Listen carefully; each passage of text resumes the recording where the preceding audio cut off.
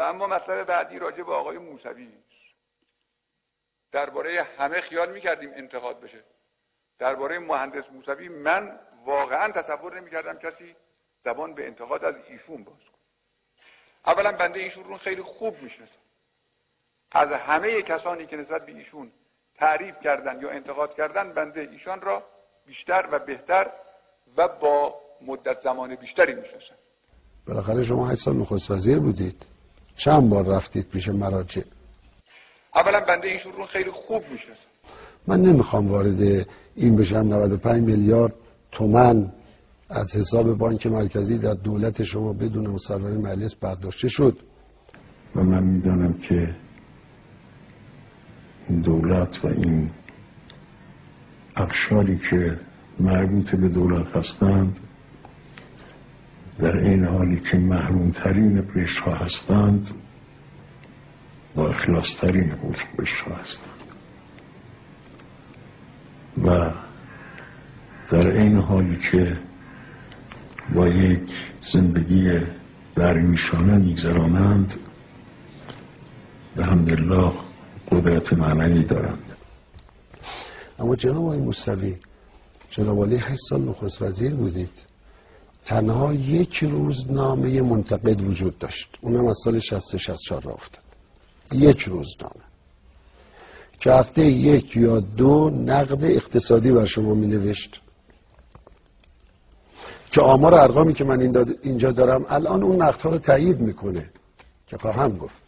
دوره خودتون یادتون هست جناب آقای موسوی برخلاف قانون اساسی اون حداقل اختیارات رئیس جمهور رو با فضاسازی سیاسی ازش گرفتید.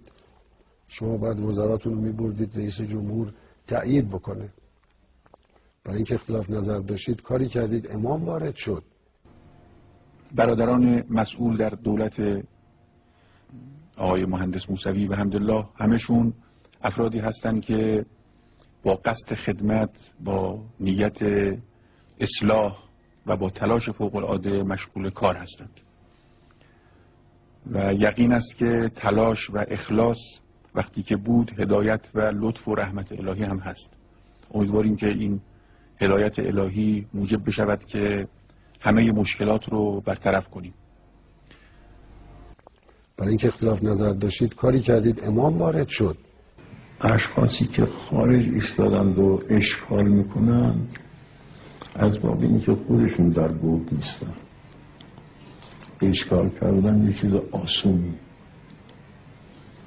اما حل اشکال مشکل است.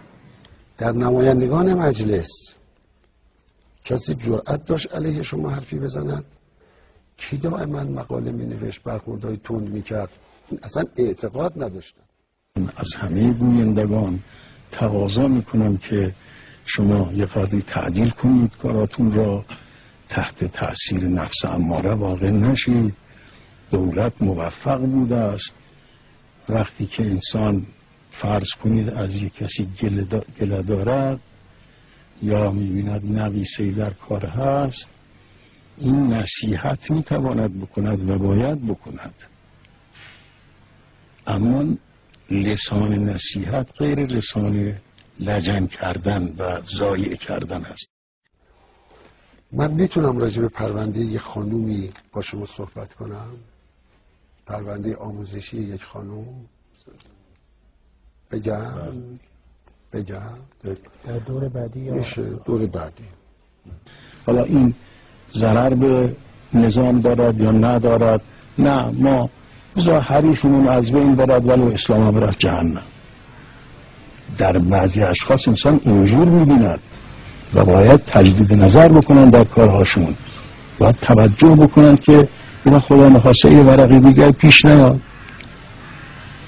من راجع به افراد هم عقیدم است که یعنی شارع من اینطور است، مطابق او هستیم که اگر انسان یک مسلمان را برای خاطر هوای نفسش لگدمال کند، این در اون دنیا شاید مجازاتش بدترین مجازات باشد و در این دنیا هم موفق نخواهد شد.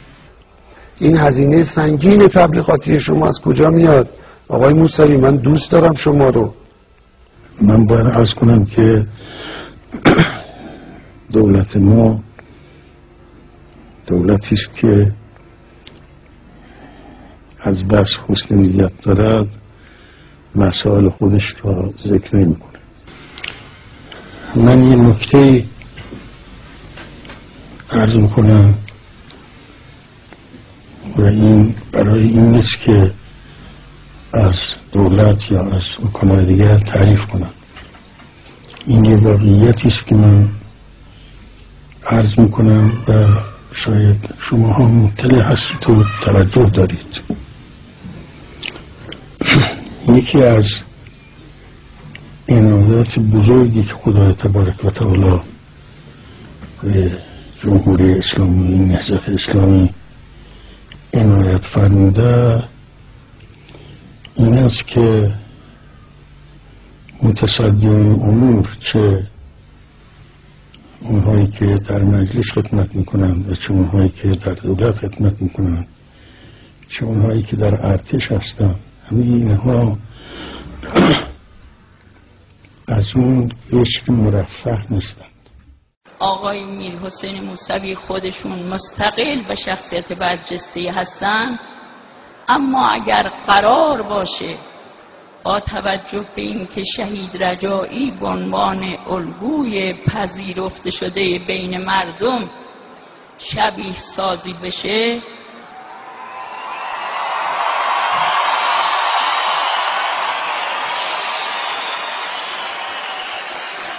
نزدیکترین فرد از نظر شخصیتی، از نظر مدیریت، بینش سیاسی و اجتماعی، بینش اقتصادی و مردمی بودن، نزدیکتر از هر کس به شهید رجایی است.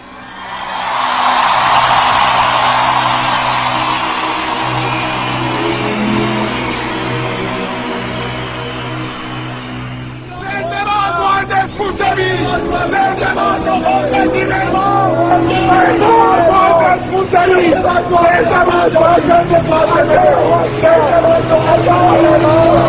الله اکبر، زنده باد حسین امام، زنده باد موسوی، الله اکبر، زنده باد موسوی، زنده باد موسوی، زنده باد حسین فاطمه، زنده باد الله.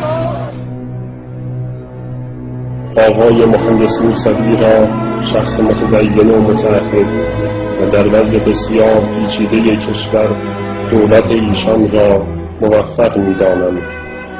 امام خمینی، صحیفه امام، جلد 19، صفحه 394.